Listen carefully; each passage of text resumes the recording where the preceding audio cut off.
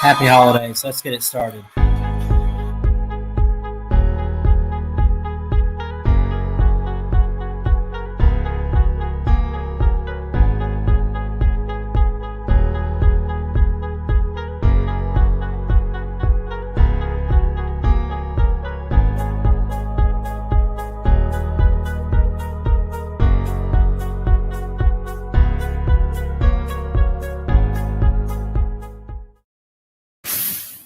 And what's going on, everybody? Happy holidays here from Ballard Sports Media. It is December 2nd, 2021. We are pretty much 23 days away from Christmas Day. But let the holidays begin, yeah? We just got done with Thanksgiving, move on to Christmas. Figured I'd get some good Christmas type theme going on the channel this month. So I figured we'd start out now. Why not? It's December 2nd. Figured hear from you guys in the chat. But the first topic that I want to talk about, Christmas-wise, what are the top 5 Christmas movies? Like, or not like what are the top 5, but what's your top 5 look like that I have seen? And I'm going to be honest. I know by now maybe everyone should have seen Die Hard at least once in their life. No. Sorry. But my top 5 Christmas movies to watch, like these are must watch every year, right? I'm not here for Die Hard fans out there. This is not me saying like, oh, Die Hard sucks or anything. I saw it one time and I don't even remember it. A lot of people say that's the best Christmas movie. That's one that's debatable. But there's a lot of different categories or ways of describing, a Christmas movie. What's up, Battle Angel? Die Hard is not a Christmas. Thank you. I mean, it's an action movie. It takes place during the holidays. I don't know exactly what the date was that it came out, but there's a lot. Like Harry Potter has scenes. Like I think in Goblet of Fire, there's like a whole section, maybe like 30 minutes of the movie or whatever. Like it's taking place during Christmas. That doesn't make it a Christmas movie. Christmas movies, in my opinion, and I'm a guy. I mean, don't get it wrong. I love some good action and everything. I'm not saying it. I just think Christmas movies are family friendly. But here are my top 5 Christmas movies. And these are what I've seen. I haven't seen every movie in the world or whatever, but some of my all-time favorites right here. Elf, number 1 with Will Ferrell and James Caan. Buddy the Elf. That's always a must watch. I love that movie. I think it's hilarious. I mean, I laugh at it every single year. Ralphie wants the Red Ryder BB gun in A Christmas Story, but he's going to shoot his eye out. But that's all right. I think that's always been a good one. I think it's just A Christmas Story is really funny. Like there's, what was it the dad got? He got the leg lamp or whatever. Dinner gets ruined. You have the whole scene. They go to a Chinese restaurant. They have duck. And, I mean, it is just – it's incredible. And this was not an easy list for me to make. In fact, Battle Angel, I see your list. And your number 1 – I apologize that it is not on my top 5. I didn't even think about it because I kind of threw this together last minute. But it would probably be number 2. Her number 1 is – so here's Battle Angel's list. Lampoon's Christmas Vacation. That I apologize for not putting in my top 5. Um, Christmas Story.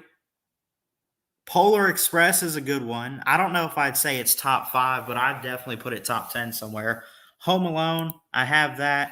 Um, I kind of put 1 and 2 together because I don't know, they kind of correlate, don't they, with Kevin McAllister and the Wet Bandits, Sticky Bandits, whatever. What's up, Colby? Um, the Santa Claus, I have that one at number 3. Um, there's a lot of great ones out there, honestly.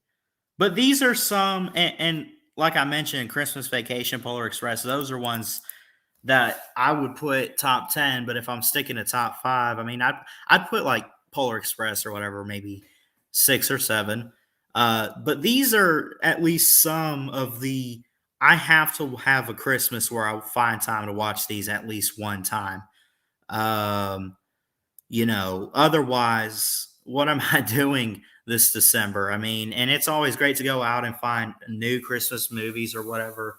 Um, that nothing's ever wrong with that. But um, you know, again, comment and let me know what's your top 5 list of Christmas movies and everything. Is there a certain because there's some that I can do without. Like I've gone years where I never saw like the Santa Claus is coming to town or Rudolph or whatever. I used to watch it all the time as a kid. You kind of grow out of the cartoon ones. But I mean, I mean, traditionally, and again, I mentioned I didn't put Christmas Vacation in here. What's wrong with me? But it's traditional that I watch that one. I gotta watch Elf. I gotta watch the Home Alones with Kevin McAllister. Christmas with the Cranks. I love Tim Allen. I have his Santa Claus on here too. Tim Allen is probably my favorite actor. Did great in Last Man Standing, Home Improvement, all that. He's a funny guy, and he's got a couple good movies out there.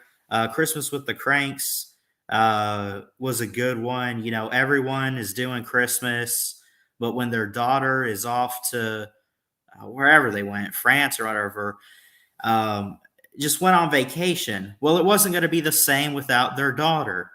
So they say, we're not doing Christmas. We're skipping Christmas. We're not going to decorate. We're not going to sing carols. We're not going to watch Christmas films. We're not doing Christmas this year. Basically, it's like they're playing Scrooge, right? Although they're not really, like, they're not mad about it, but they're not doing Christmas.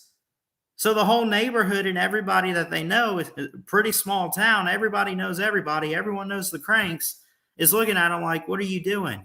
We want to see Frosty. Where's your Frosty the snowman decoration on your roof? Where's it on your lawn? Where's Frosty? And it's hilarious from start to finish. Um, overall, I love this time of year. These are some of the must watch Christmas films, but again, comment in the live chat, or if you're watching this, I might clip it and put it out for you guys too. Um, and we can talk about it. But there's some great films out there I love during the holidays. These are just some of them. There's not really a clear cut list. I mean, like I said, I mean, I saw Battle Angel put some in there that I forgot about and haven't. I probably could have put on the list, but I mean, they definitely make top 10, like Polar Express or Christmas Vacation or something. But I don't know. Anyway, again, happy holidays. Love y'all. Hit that thumbs up, hit that subscribe button. I dropped the StreamYard link. Anyone's welcome on. If you want to come on and talk some sports, we'll also, I guess, look at some college football. We got all the games this weekend and championship weekend. How Clemson made it to the ACC title is beyond me because they have not had a great season so far this year. But again, that's my I gave y'all my list, my top 5 Christmas movies. But again, some that I left out, which I apologize, but nothing personal. It's just those are some of the ones I love to watch. But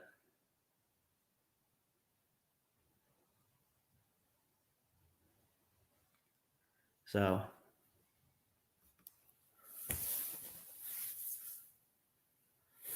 let's see. ESPN. I think we get the Pac-12 tomorrow night. Pac-12 championship, if I'm not mistaken. And I won't be on here. I won't be on here too long. Something I'm going to tonight for church. And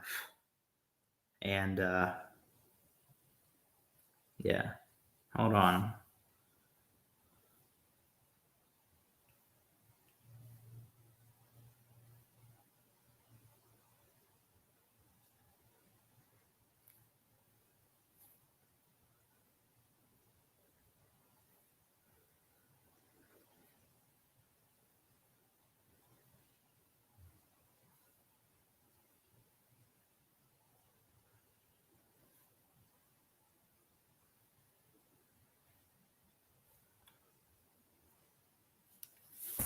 There we go. Sorry about that.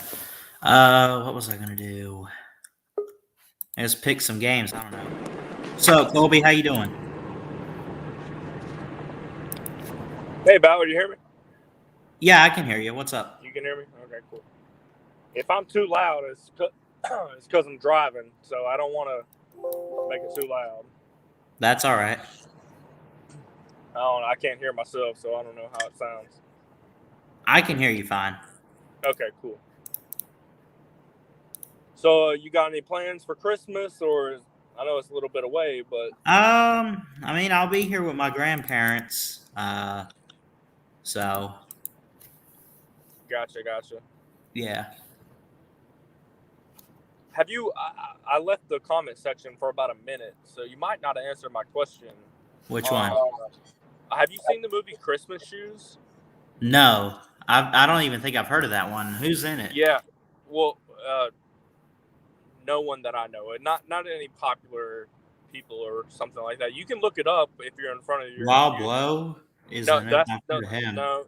Rob, I like Rob Lowe, but it's the older version. They did a remake with Rob Lowe. In 02. Okay, hold on. But man, that's my favorite Christmas movie. I know it's not the most popular, but that's my favorite Christmas movie. It's a feel good movie. I don't want to say feel good, actually. It's a touching. Yeah. Movie. If you know, it's hard to explain. I don't want to ruin it. I would describe it to you, but. Do you know when the original came out? Like around what time? It probably was in the probably the 90s. I think Battle Angel's seen it if she's still in the chat.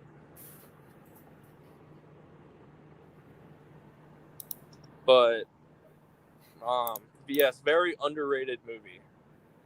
Makes you want to like hug your mom kind of movie. Yeah. I'm only seeing the one that came out in 02. That was it. Huh. You sure it was a remake?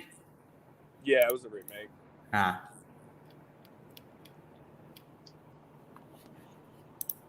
Or just look up Christmas Shoes song. You might have heard the song.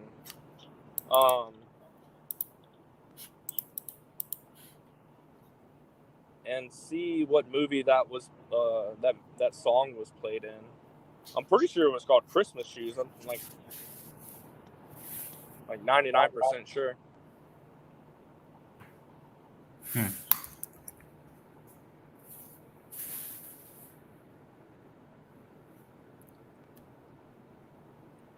Oh, you know what you should do on your next live stream is, I know you did top 5 movies. You should do top 5 Christmas songs. Oh, that's a tough one. I mean, know. I have my favorites, but man, there's a lot of good ones. And even like when people release originals, like some artists that I like, they're still pretty good. But then again, like there's all the classics.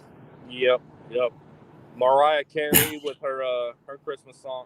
I think she made like an album, not an album, but she made a few songs, like covering songs. And then someone sang Santa Claus is coming to town. Who was Yeah. it? Was it? I forget who it was. Bruce Springsteen, maybe. Yeah, the upbeat type of man. Yeah. Springsteen's good. Yeah. Joseph, the game this Saturday is 4 p.m. Eastern, 3 Central for the SEC. Are you Right? Central Time, Ballard? Yeah, I'm in Alabama. Okay. Yeah. Are you gonna make a score prediction? I don't have it. Or have you Well, already I'll made tell you one? what, I have my preview and prediction video premiering tonight. Actually, I got it premiering at 5 my time. Well, I could push it back a little. Hold on. Don't make it premiere during your live stream. Oh no. Let's see.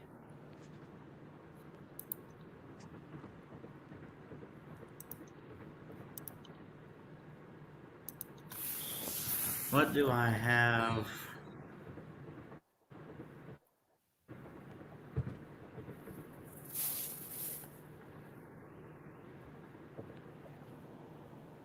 I just lost so much respect for Battle Angel. Oh yeah? I did. Why? I don't even want to say it out loud. It's just so bad.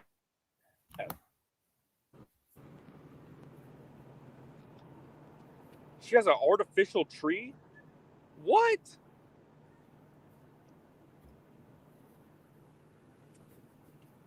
You got to go out there and pick you out a tree. It smells good in your house. Come on, Battle Angel. You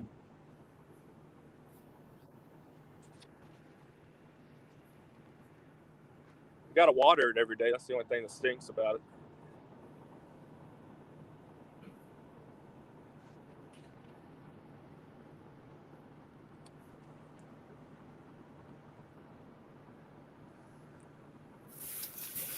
Yeah, we got ours set up. I think we're gonna try to actually decorate it this Saturday. So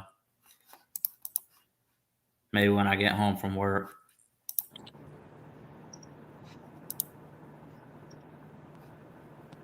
Hey, Ballard, have you been on any mission trips recently? I have not. Does your church? I don't know if your church is big or small or whatever, but do they go on mission trips a lot?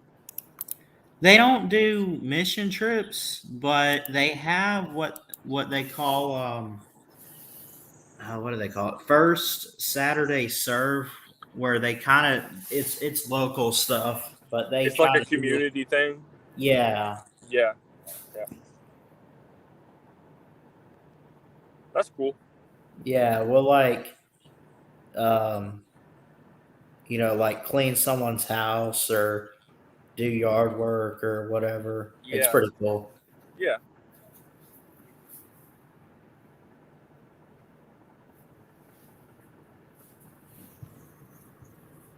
Although I've had to miss a few because I've had to work, but Are you still at the movie theater?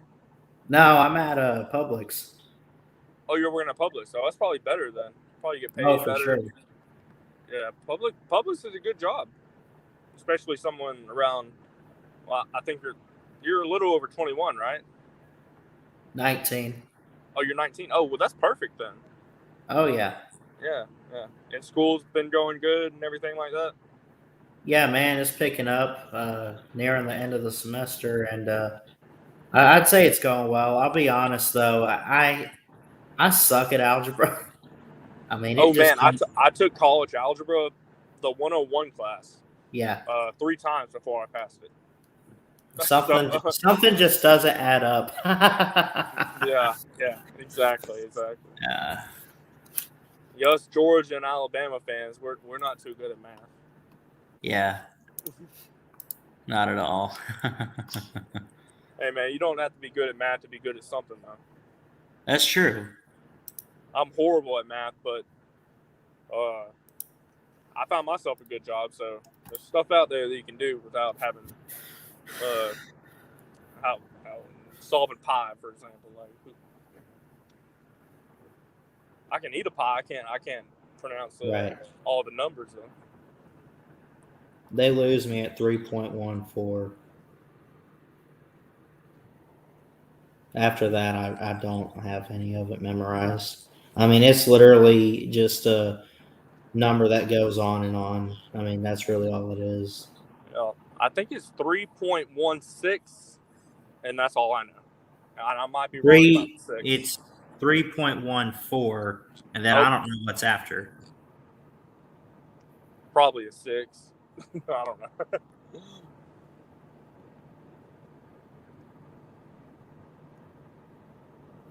But yeah, man, I just wanted to hop on here for a second, holler at you.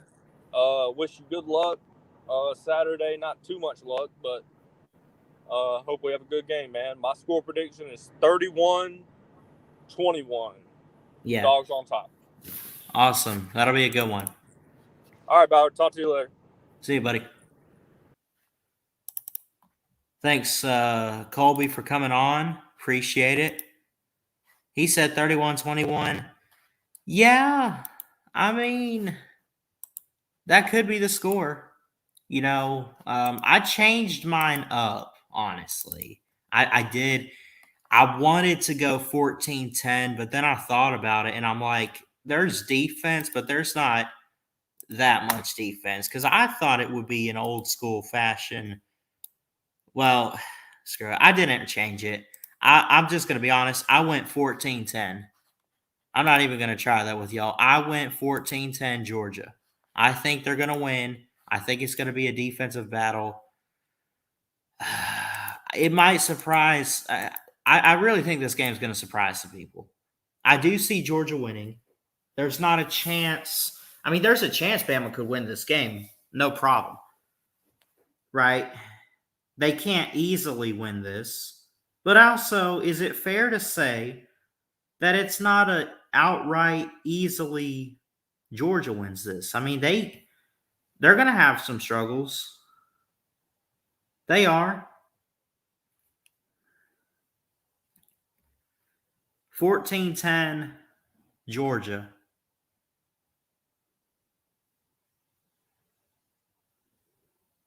That's what I got.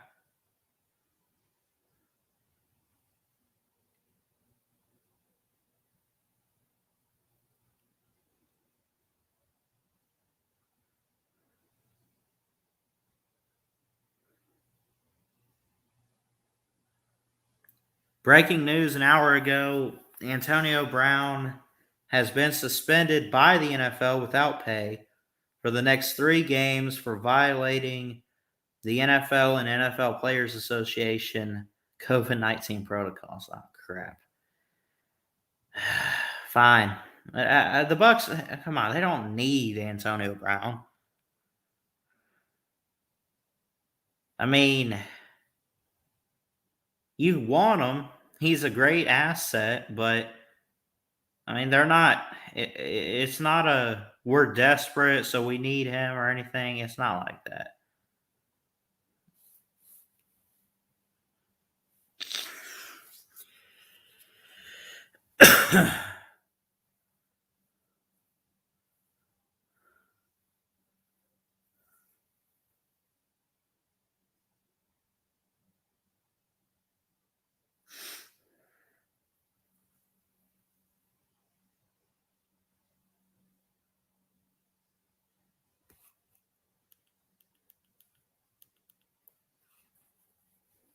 SEC Dog says, "Where's JW? Is he already hiding?" I hope Jeff's not hiding. He don't back down. Come on, Jeff. What's up, Slim? How you doing? Ho, ho, ho. Yeah. How Santa Claus is with Mrs. Claus is beyond me. Always talk about his hoe. Anyway, I dropped the link again. If anyone wants to join in, feel free to. Anyone's welcome. I love y'all. I love talking with you. Let's get you guys on. Don't forget to, we are 1 week out, and I'll probably upload a video. 1 week out from the 2-year anniversary of the channel and my 20th birthday. So y'all show up. I'm gonna try to. I might have to change some things around. I don't know what time we're gonna go out to dinner. I know that. I'll have class that morning, but I'm always out by 10:30 or 11. I have it scheduled for 10 Eastern, 9 my time, just to be safe, because I don't know what we're gonna do for dinner as far as like timing and everything. I'm gonna reschedule it for 10 Central, 11 Eastern. I don't know, but um,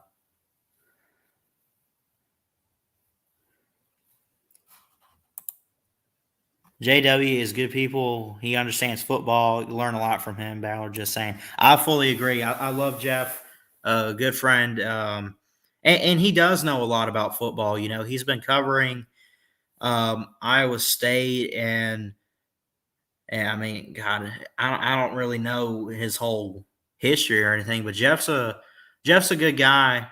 Um, and he does know quite a bit about football. I mean, his knowledge is just really good. So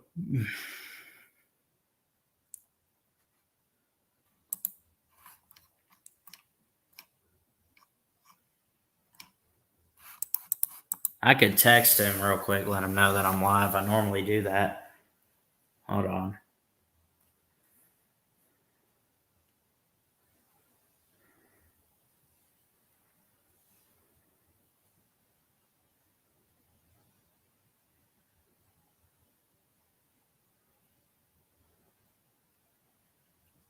And again, I won't be on here too much longer. I'm probably going to try to be.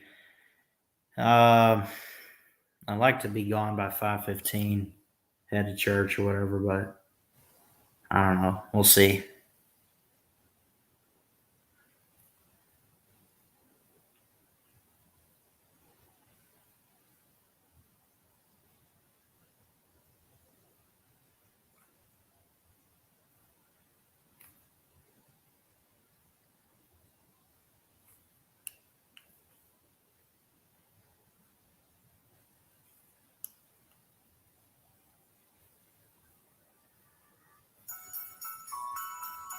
No. Oh, again, I dropped the link. Anyone's welcome. Again, I won't be on here too much longer, too, because I am going to church tonight. We got some special. So, like, the church has a college, and they have a college night thing, like the first Thursday of every month.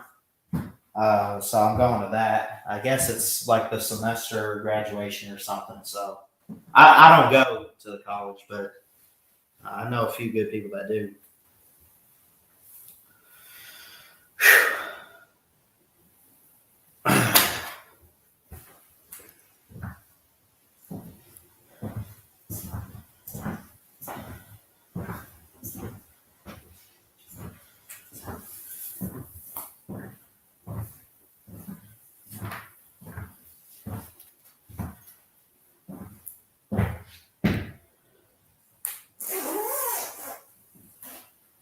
It's been cooling down quite a bit too.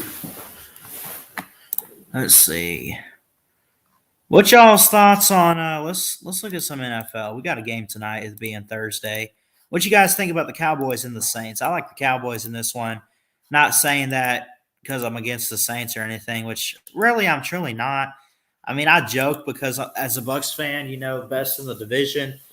I'd go with Cowboys on this one. They're 6.5 favorites, 7-4. The Saints are 5-6. 54% chance that Dallas wins it. 6-point spread. They got a few key guys out, but so do the Saints. Defenses are pretty even. Cowboys at home. Or I'm sorry, I guess it's at New Orleans. So I think the Cowboys can get this one. I think it'll be close. I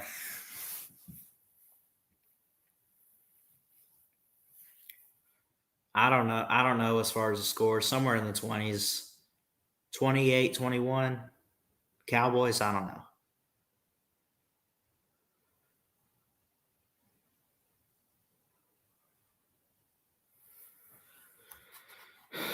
This could be a good one, though. This might surprise some people. I mean, Stephen A. calls for Amari Cooper to step up and help Dak out. His receivers do need they do need to step it up. I mean, look, Dak Prescott is not a bad quarterback. Obviously, he belongs in Dallas. I do like Mike McCarthy.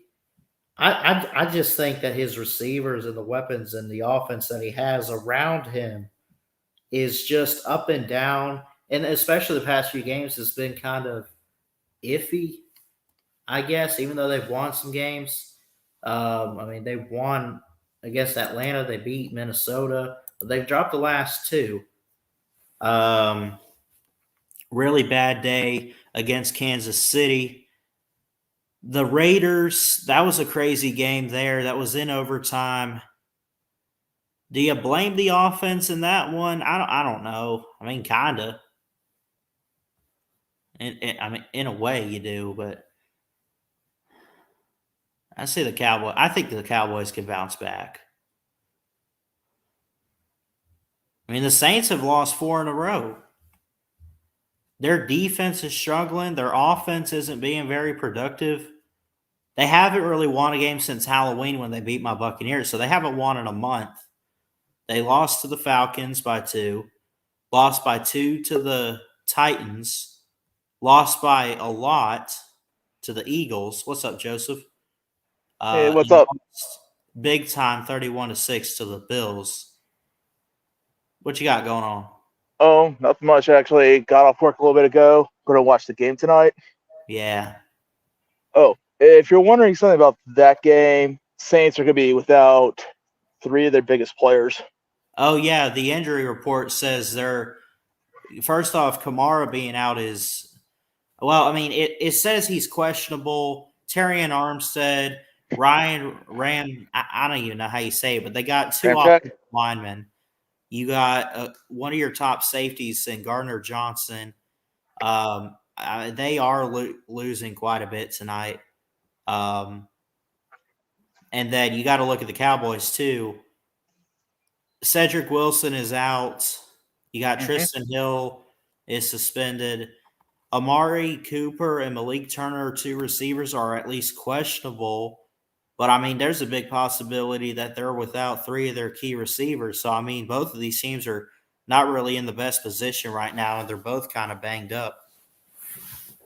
Well, to tell you the truth, actually, Cooper already made the trip. So. Oh, did he? Mm-hmm. Okay. He's already cleared the protocol, and you might remember this name from college football, CeeDee Lamb. He's back too. Yep.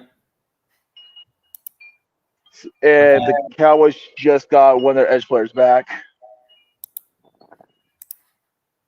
Okay.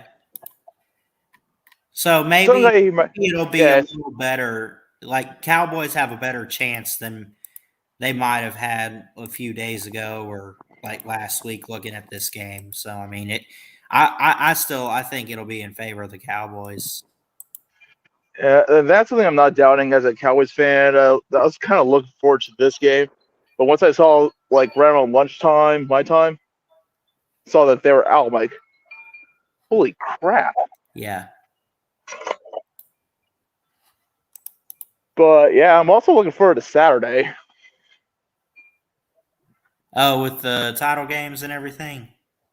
Yeah, especially that SEC game. That may or may not be the biggest one of the day. I'm just kidding. We know it is. Although I will say, and I talked about it the other day, Michigan-Iowa could be very interesting considering Iowa's defense. But the thing about that game, when I look at it, and I previewed it the other day with I think I was talking with Jacob or whoever, but when I look at the Michigan-Iowa game, I just don't think that – I think Michigan has a lot of great offense, and Iowa doesn't have anywhere near enough to keep up scoring. Well, that and just tell Oklahoma State don't crap the bed. Yeah. Well, I mean, because Iowa could get some stops and slow down Michigan, maybe.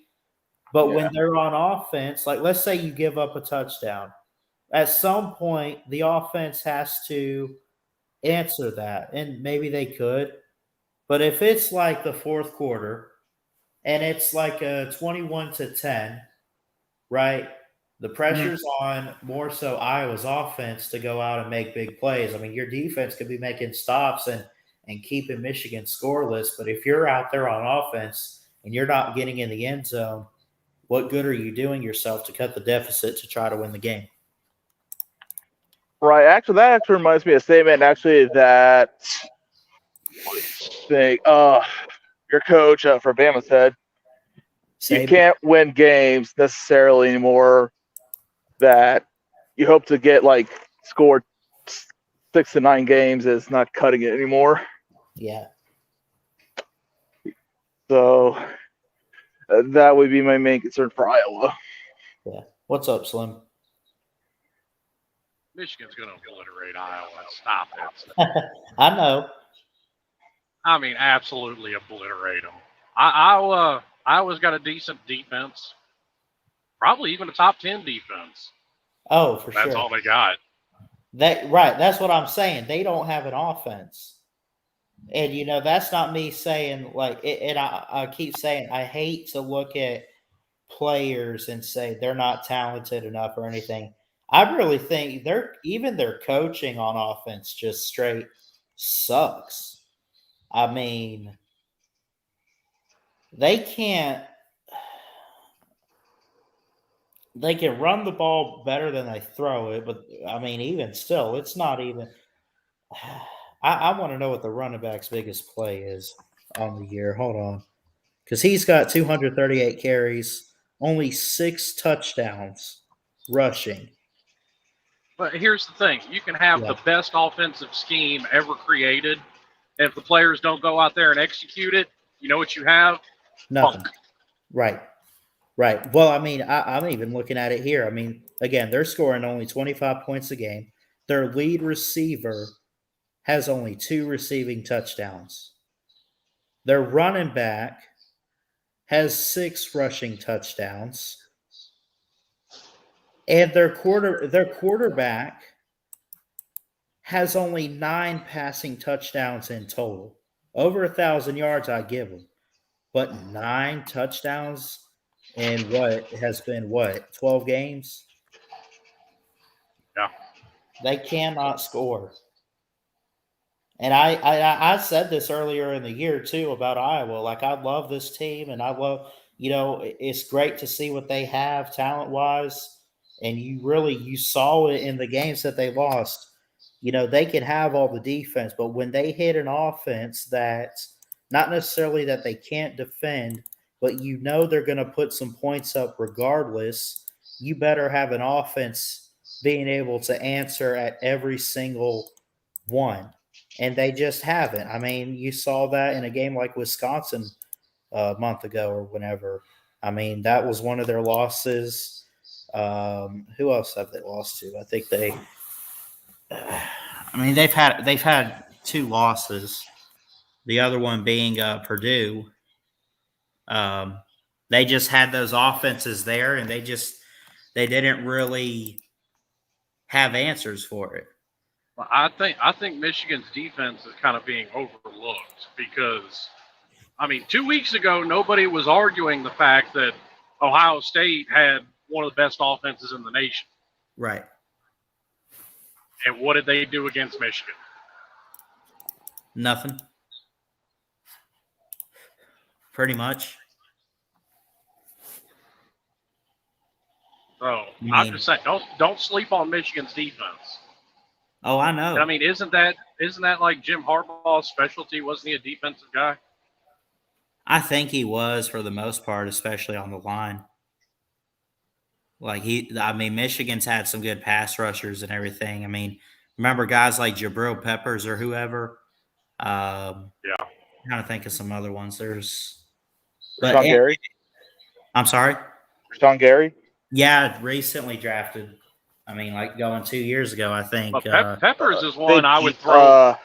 Quiddy Pay Peppers is one I would throw in there that I say Peppers should have won the Heisman. To be honest with you, I thought he was that good. Man. Yeah. But he also had Quiddy Pay, was just drafted first round last year. Yep. And they possibly have, I think, there's Aiden Hutchinson. There's another guy at Micah late first, second round. For Michigan, yeah, Aiden Hutchinson, I'm seeing like he's top 5, if not top 10 on a lot of people's draft boards. They just have a lot of key guys and playmakers really on the team in general. But defensively, Josh Ross, Daxton Hill, Aiden Hutchinson, there's a few key guys in there. Were you thinking of Daxton Hill or whoever was the other guy, Joseph?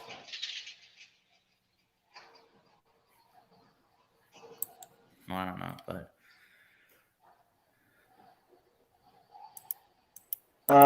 It wasn't him. It was a very, very funky name. Vincent Gray, David Ajabo. That last one. Ajabo?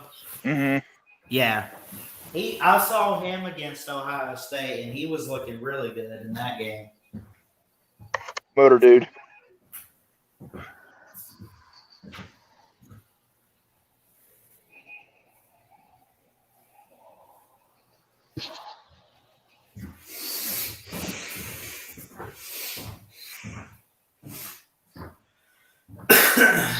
Man.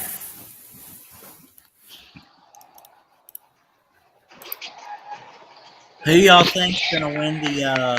And I mean, I really think this is a little closer than maybe a lot of people want to say, but who do you got in Oregon and Utah tomorrow night? Because I'm taking the Ducks, but I wouldn't be surprised. Utah's had some good games, and they got a pretty good defense too. Did you see the last time those two played? Yeah. I mean, it was 38-7 just 2 weeks ago. I mean, I'll be the first to admit it's hard to beat the same team twice in 1 year. Right. But when it's a blowout the first time, that's a whole nother story. I mean, you might try to get some revenge and play them closer, but yeah. Yeah, I could definitely see it being closer. Like, if it was like 38-31, I might look at this Pac-12 game and say, yeah, give me Oregon 35-28 or something. But I'm looking at this like, not that Oregon doesn't have a chance, but, man, Utah has looked really good. They've won, at the very least, their last 5 games. I mean, they're on a good win streak. They've had some good road wins. They've, they haven't lost since October 23rd at Oregon State. I mean, Utah's on a roll right now, and I think it'll continue tomorrow night. And I think they might end up winning the Pac-12. What's up, guys? What's up, Nate?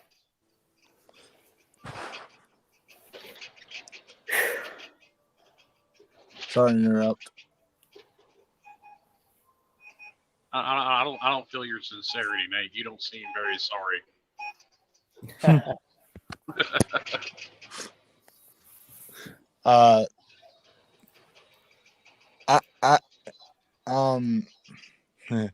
The new name, Nate the Buckeye Killer, aka Nate hates Ohio State. That's pretty good, man. Nate the Buckeye Killer. Yeah.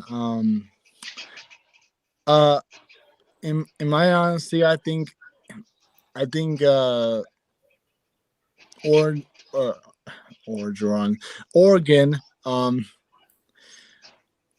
will get their revenge against Utah in my image, but I think it's gonna be close in my opinion. It's gonna be close. Like, say Utah is like up like 34-31, and I think Oregon scores a touchdown and wins the game. That's what I think, but I might be wrong. But what about Michigan, Nate? They finna dominate and win the national title? I won't go that far, but maybe. You gotta have some confidence behind it, some swagger behind it. You I gotta know. come out there and say, hell yeah, Michigan's gonna curb stomp everybody and walk away with the national title. Hell yeah, I'm- motherfucker. Oh damn, Nate. What? What? What was that Slim that said that? Yeah, I think I was a good team, not a good offensive team. Like I said, other teams, I think they have great defense. I think it's gonna be a defensive game, like a low scoring game for the Big Ten title game. I think this might shock you all. I think it's probably gonna go to overtime. I think.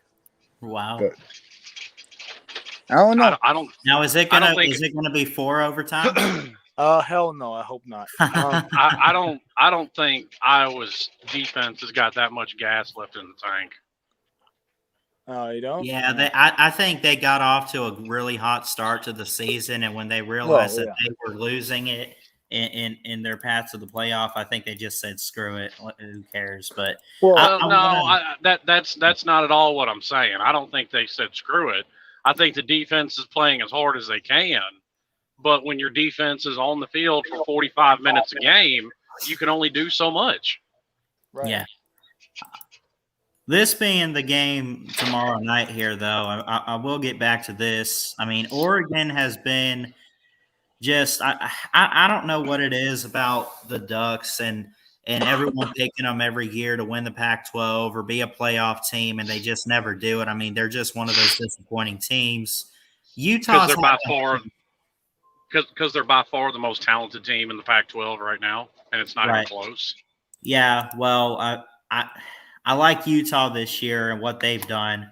2.5-point spread, 33 points a game for Oregon, 35 for Utah. Utah's only given up 21. Compare that to Oregon giving up 24. Utah has a better chance at 61%. I don't know. I mean, a lot of people, I think this game could go both ways, but I mean, these teams already met, like you said, Slim, and on the road at Utah, which it doesn't even matter where they play, it was 38-7. It might be a little closer, but Utah dominated Oregon, and I think that they definitely remember that win. They probably have it installed in their minds, like, we know how to do this, expose their defense, run the ball well, expose the secondary. And Utah's defense hasn't been too bad this year themselves. I think Utah will get this win, and they'll be the Pac-12 champs. But, again, we'll see. But I'll say, like, 30-24. Yeah, that's a good score. That's a good score. What'd you say? I said that's a good score.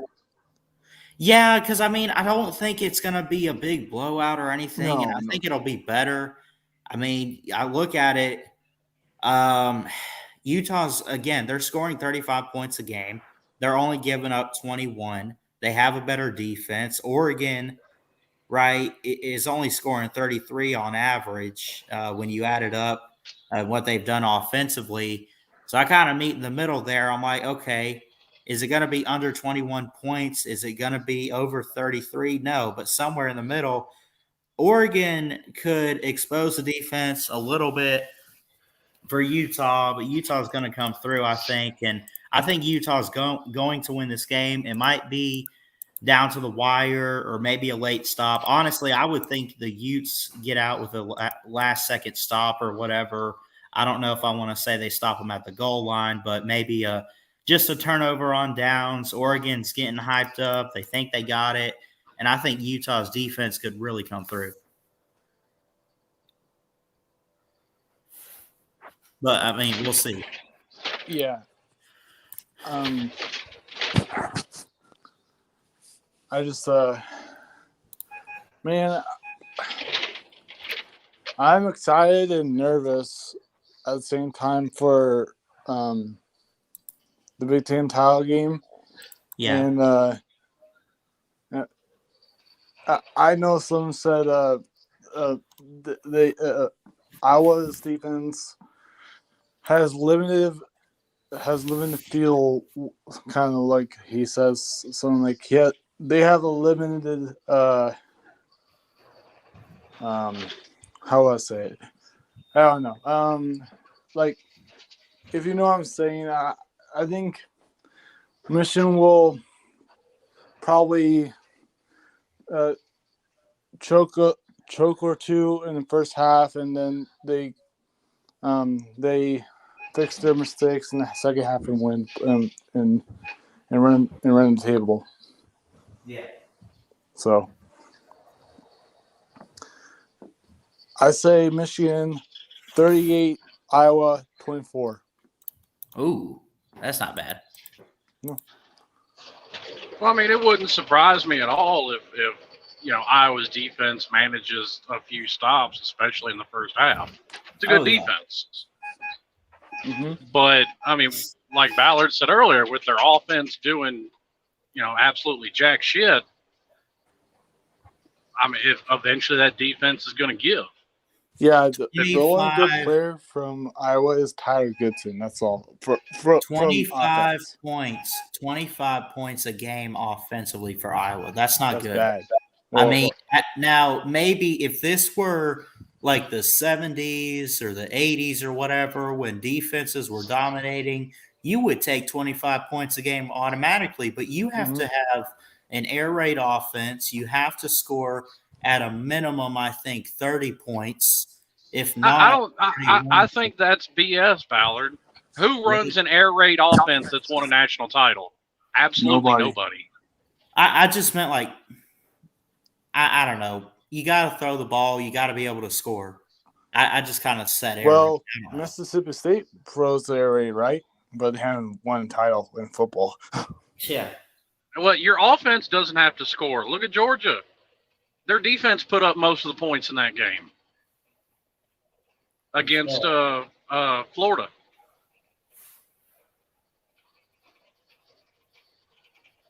Yeah, that's fair.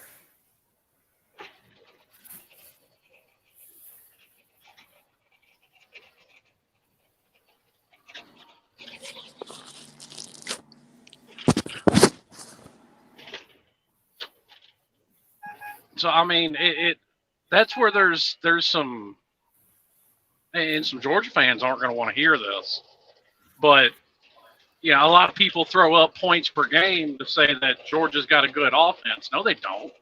Not when your defense is doing what they do. Georgia's offense is average to above average. And actually, that's why I honestly think, and I've never agreed with it when Lou said it about Ohio State. I actually think Michigan can give them a better run for their money than most anybody else. Georgia? Are you talking about Georgia? Yes. Yes. Well, I'll tell you what. That's what I think the national title is going to be: is Michigan and Georgia, and it'll come down to.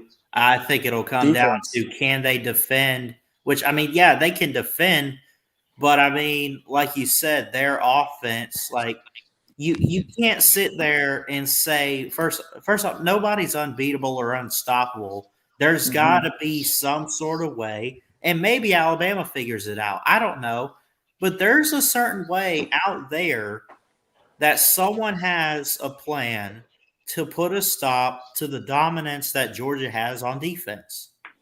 Well, I mean, and everybody, including Lou, has all said it. If there's a suspect part of that defense, it's the secondary.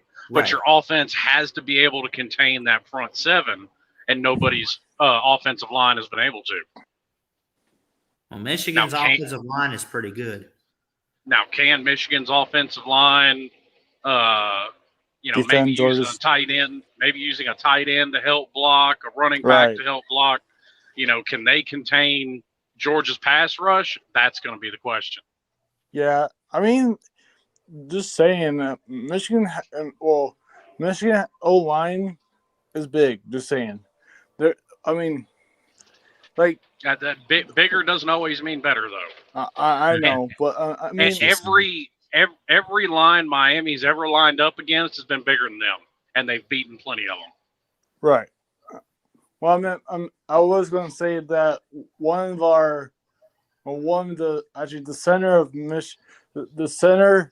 of the position as the center, Andrew, whatever his name is, last name is, for Stills. I don't know. He's the 6th-year senior. Well, he's probably not. He's a captain at the team. Well, of the line, I think. And although I think, like you said, Slim, I think Michigan's line has a chance against Georgia's front D.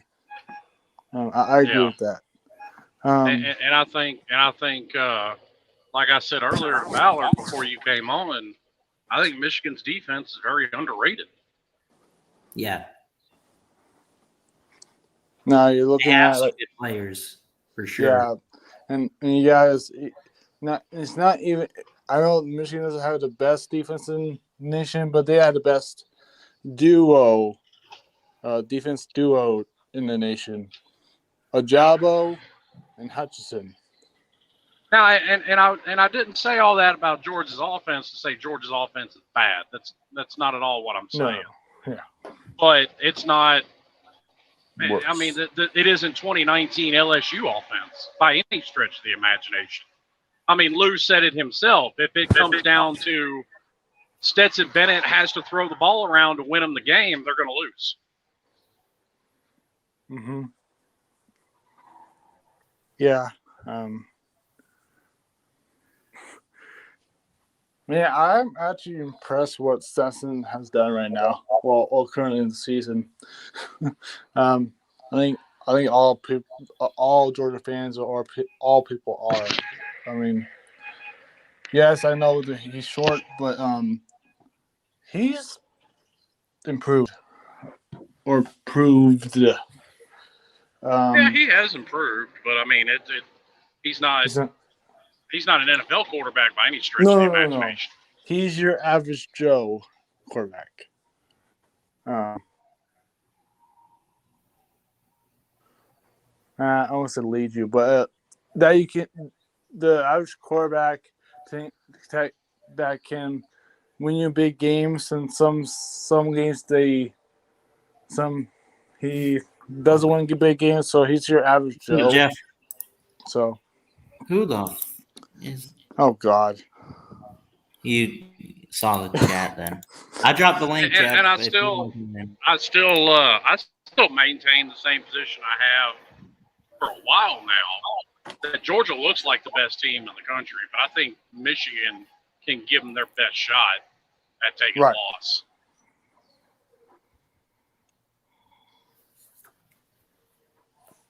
Damn. Did y'all see what happened to the MLB? Locked out. They started this lockout and locked out the players. Here's the letter Manfred put out, the commissioner. I first want to thank you for your continued support of the great game of baseball. This past season, we were reminded of how the national pastime can bring us together and restore our hope despite the difficult challenges of a global pandemic. As we began to emerge from one of the darkest periods in our history, our ballparks were filled with fans. The games were filled with excitement, and millions of families felt the joy of watching baseball together. That is why I am so disappointed about the situation in which our game finds itself today. Despite the league's best efforts to make a deal with the Players Association, we were unable to extend our 26-year-long history of labor peace and come to an agreement with the MLBPA, the Players Association, before the current CBA expired. Therefore, we have been forced to commence a lockout of major league players effective at 12:01 a.m. Eastern on December 2nd.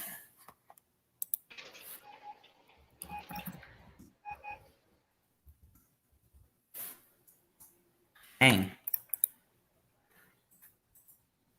Yeah, I'm still here. So a bunch of millionaires are crying because they want more millions. Fuck 'em. Yeah. And I don't just say that for baseball. I say it when it happens in baseball, basketball, hockey, football, all a bunch of bitching ass millionaires. They I all know. eat shit and die. Yeah.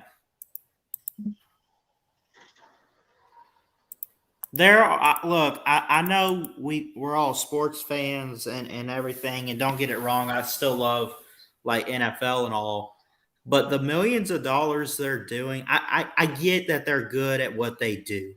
But even guys on the bench that are never going to see the field are making 4.5 million or hell, even more than that. What about all the careers and all the people out there, Slim? Like you're a truck driver, people like you on the road. What about construction workers? There are a lot of careers and people out there that do stuff that makes a difference in this world that could use the money the NFL players have. I'm just going to go ahead and say it. Yes. Damn it. Professional players are overpaid. Facts. And for them to go on strike and whine and moan about it is BS.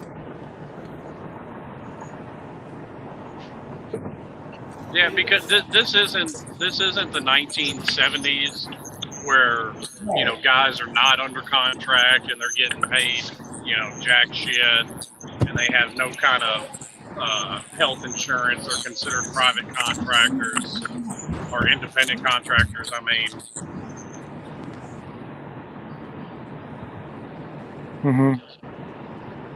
for a long time in Major League Baseball, until the early 70s, the players were getting screwed. It was multimillionaires screwing guys who didn't make that much more money than somebody in the private sector. Then now it's multi-billionaires fighting with multi-millionaires. Didn't used to be that way. It used to be a lot more lopsided in favor of the owners, and it still is. I mean, if you're talking about baseball specifically, I mean, yes. Babe Ruth made the equivalent of millions.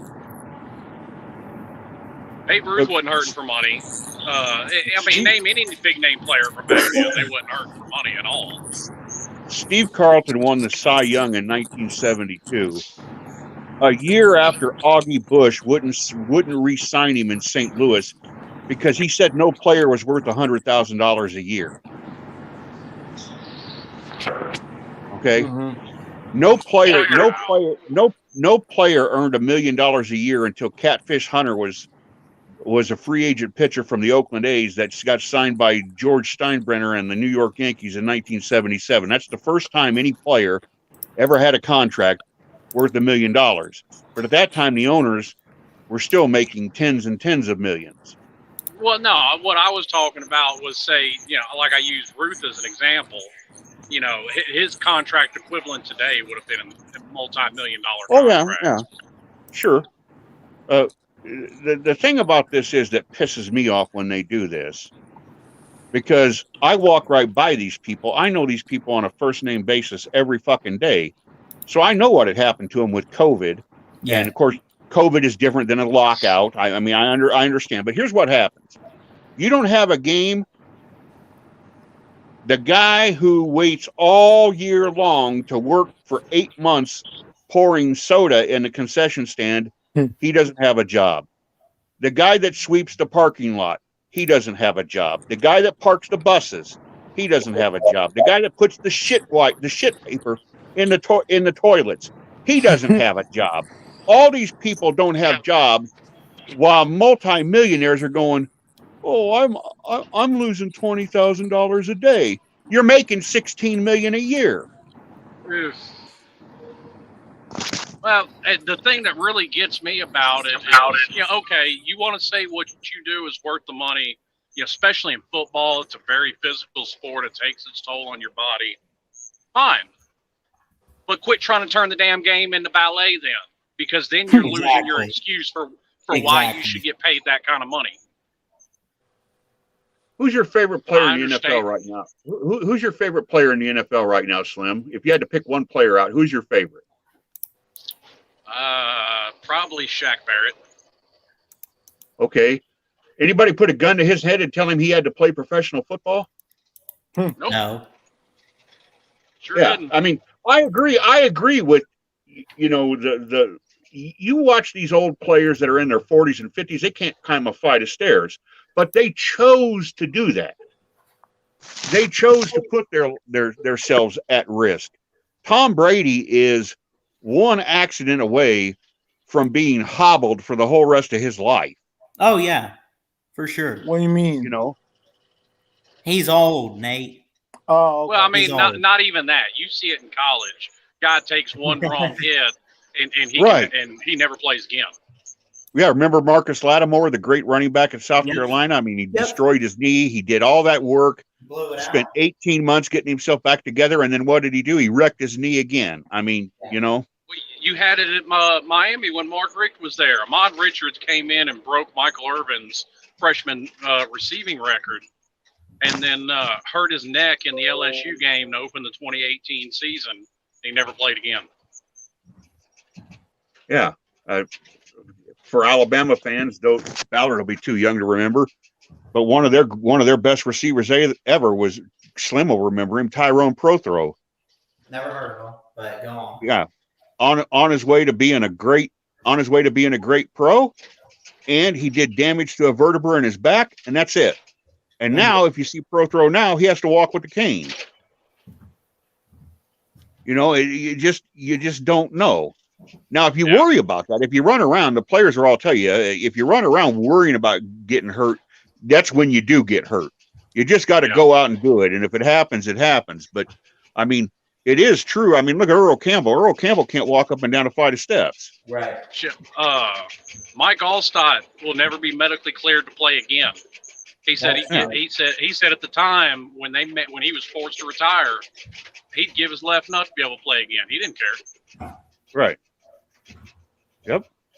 That's what these guys do. They spent their whole lives trying to get into the show, and it usually takes something like being shown by the competition that you can't compete at that level anymore, or an injury to stop them. Very, very few of the guys in the NFL just walk away and say, I'm done. I mean, that just without there being the extenuating circumstances of I can't compete at this level anymore and I know it, or I'm hurt and I know it. Very few guys are. Who was that linebacker from the 49ers a couple years ago? Remember him? He was like, what was his name? He was like 25, 26. He was a two-time All-Pro, but he got his third concussion, and he just said, you know what? I've got $13 million. In his going away press conference, he said, I've got $13 million in the bank, and right now I've got my health, and I'm only 27 years old. Was it Borland? And yeah, I can't remember what his name was. Yeah, but he walked away. Calvin Johnson, I got same way. Yeah, got more money than I'll ever spend, and I want to be able to recognize my son when I'm 40. You know. Yeah.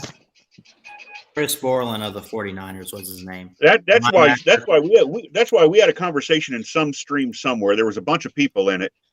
Slim, you might have been in there, and we were talking about if you could have a 10-year career in which you were all pro NFL, NBA All-Star, a Major League All-Star, hockey All-Star, if you could have a 10-year career in any professional sport, those four, not golf or tennis, but those the big four, what would you choose? I'd choose baseball because the likelihood of some kind of a permanent disability, disabling injury is a lot less. Yep. Oh yeah. Never mind the money. I'm gonna, if you're in any pro league in 10 years, you're making more money than you're ever going to spend. But in baseball, you might be able to live the rest of your life in relatively good health. Who knows in the other sports? Yeah. And actually, I'd take it a step further. If I could, I'd still be boxing. Yeah. Did you box? I mean, that was just, yeah, I used to box Golden Gloves. That is awesome. Wow, I didn't know that. Cool. Hell yeah. So, I mean, you want to talk about something that can take its toll on you. Oh yeah. I mean, I've literally seen, I cannot remember the guy's name now for the life of me, and I should feel bad because of that. Touch the football. Sergey Kovalev killed a guy in the ring. Yep. He ended up having a brain aneurysm after taking Konstantinov. Yeah, that was it. Yep. Sergey Kovalev, in his time, that was a bad man at light heavyweight.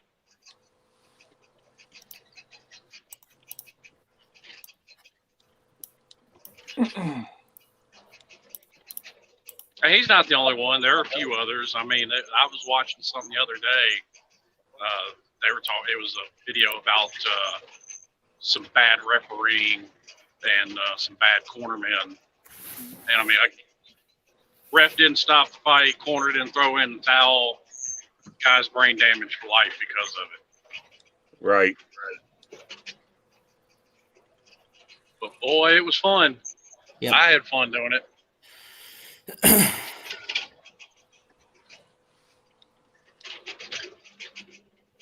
Yeah, I started doing that after I quit playing football because the high school I played at, it was one where, and I'm sure there are a lot of high schools in America like this where your parents give a lot to the booster club, you get more playing time, and that got kind of old for me. I'm like, well, I mean, if his parents are going to buy his playing time, why the hell am I going through 2 days? Right.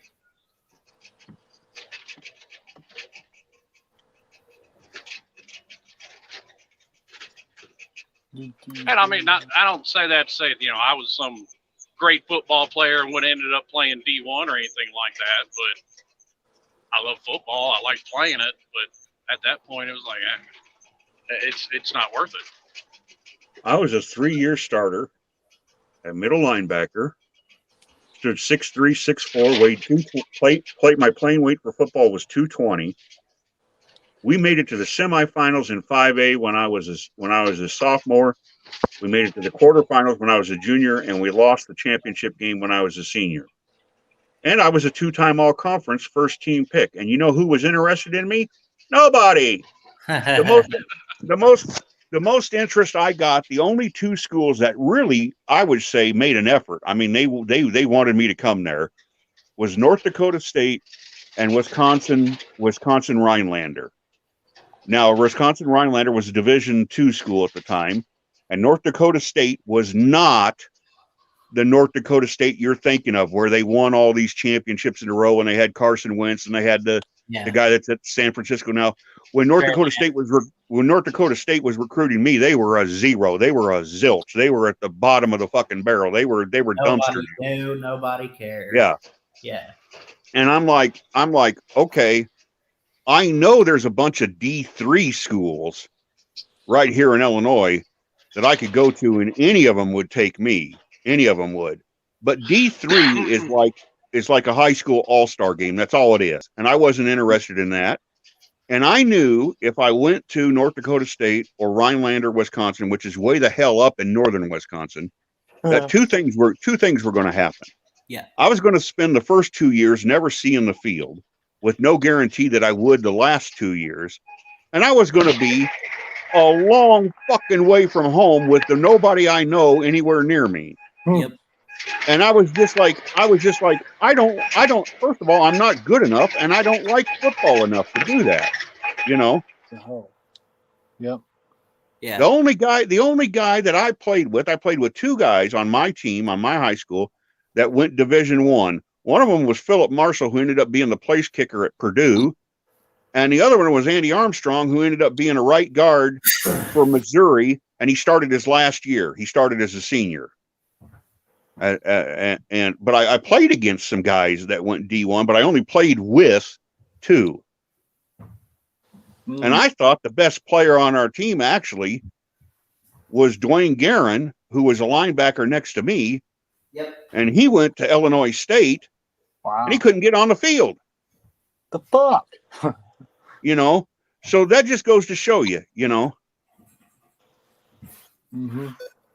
Now he did get he did get his degree from Illinois State, and they did pay for it. So I mean, he got what he wanted out of it, but he didn't go there, and he wasn't a 3-time starter and get invited as a free agent to a CFL, a Canadian Football League camp or anything like that. He didn't get anything, He busted his ass, and he played in about 10 games at reserve time. And he was who I thought was the best player on our team. A team that was in the semis and the championship game 2 or 3 years. Mm-hmm. I mean, you see that a lot in college football too. I think is it's not that the guys out there aren't any good, but there's clearly other guys in the back room that probably should be starting. I mean, you see that all the time. But you also see it in the NFL. But the difference between that and college is you look at the NFL, whether they're taking a snap or sitting their butts on the bench, they're rolling in the big bucks, man. I mean, they're making the money. So, well, and to me, that what Jeff was talking about also goes back to me is the argument of why the NCAA doesn't need to be cutting players' checks, right? Because at the end of the day, if you make the right decisions, whether you ever see the field or not, you're getting at minimum $250,000 worth of education. Yep. That's true.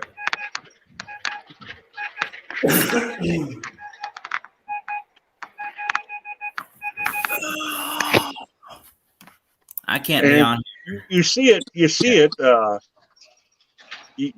in every NCAA game. They run that little public address announcement, that little 30-second spot. Yep. That shows both men and women, and they're in fencing, and they're in lacrosse, and they're in rowing, and they're in gymnastics or whatever. Right. And the message is 3% of us are going pro. Mm-hmm. We're here to get our degrees. I mean, I can't tell. All the years I've been covering Iowa State, I think there's about 10 kids that lasted more than 2 or 3 years in the NFL. But hundreds and hundreds and hundreds, literally hundreds, because it'd be about 20, 25 a year. Yeah. Was getting their degree and going on and doing something in the world, taking advantage of the fact that they, got their degree. Just because you're going to the University of Alabama don't mean you're going to the NFL. The most important, Saban tells every recruit, the most important thing you can do while you're here is get your degree. That's the most important thing you can do. Everything else is icing. Yeah, when I asked, when I had called Saban's show up, and I asked him, like, what does he look for in coaches and everything, which I probably could have asked what he looks for in recruits too, but I'm sure he'd tell you the same thing. But he said, it's character, it's class. I don't care what kind of system or anything like that. He's all about the heart and the character of the people in his organization, as he would put it, and the same would go for players. Well, I'm sorry, but there are a bunch of spoiled, privileged, NFL players out there that just want the money. Well, college too, because let's be clear. Let's be clear here. Just because the NCAA isn't cutting these kids checks, which, as a matter of fact, they are, despite what people say. Yeah. They do get cut a couple grand worth of stipend every month. Do you think that any D1 college player in the country has it hard by any stretch of the imagination? Hell no. Hell no.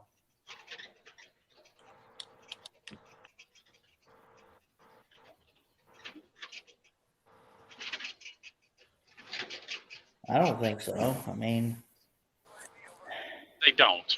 Right. They don't have to pay for somewhere to live. They don't have to pay for anything to eat. They don't have to pay for clothing. Right. Scholar athletes. I mean, not even just that, just in general, doesn't the NCAA help with all that? Yes. Yeah. Well, it's like I said, they get cut like a $2,500 a month stipend from the NCAA. Yeah. More if you don't live in a dorm. They add more to it to cover living expenses if you live off campus. Yeah. And the reason the NCAA does that is because, unlike it was 20 years ago, because I've heard Ed Reed tell the stories. He had a job, part-time job, while he was playing at the University of Miami. They can't do that anymore. They're not allowed to. That's true. So that's why the NCAA cuts them a check. Now, as far as, making money off your name, I've said that for years. I said years ago, put it in a trust, put it however you want to do it. But just to use Miami as an example, okay, you sold $1 million worth of Ken Dorsey jerseys in 2001. Yeah, I think it's fair he should see a cut of that. That's true. I don't think anybody would argue with that. Mm-hmm. I wouldn't. I wouldn't too either. Yeah. But to say that they should get a salary, comparable to, whether it's 100,000, 50,000, whatever, no. Right. Just no. It's ridiculous. Listen, because like I said, you're getting at minimum a $250,000 education, if not more, depending on if it's the tuition at, say, Miami, USC, Duke, Vanderbilt, all those places, it's pick a higher Power than 5 it is. school. Yeah, pick a Power 5. Well, no, I'm not saying Power 5. Those are all private schools. That's Their tuition is higher than University of Tennessee, University of Alabama, University of Texas. Yeah. Yeah, it's crazy. Listen, I appreciate y'all coming on. I got to cut it short because I do have church in an hour. We got some college thing going on, but I appreciate y'all coming on as always, man. And we're gonna have some good games this weekend with the title games. Promise you that. But we'll see you.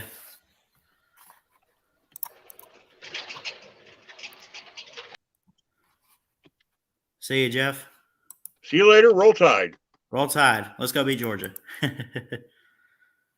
right. Appreciate Slim, Nate, and Jeff for coming on. And Joseph Sandberg came on for a little bit too, I think, earlier. I apologize for cutting it short. I got something at church in an hour that I'm going to, so I got to get ready, get going, and everything. But I love y'all. Happy holidays. Merry Christmas to you. Plenty more Christmas-type stuff throughout this month. We're just starting December. 1 week away from celebrating 2 years on this channel. These past 2 years have been the best. They've been amazing, and I love each and every one of you out there. Mean a lot if you guys could show up next week. Probably 10 Eastern, 9 p.m. Central. We'll see. Maybe it's a little late. I don't know, but I know we're going out to dinner, and then I'll come home and we'll get a stream going and celebrate. But I love you guys. Jesus loves you. Keep your head up. Happy holidays. God bless. And as always, folks, like I say, roll down Tide. Roll Tide, roll. Ballard's out.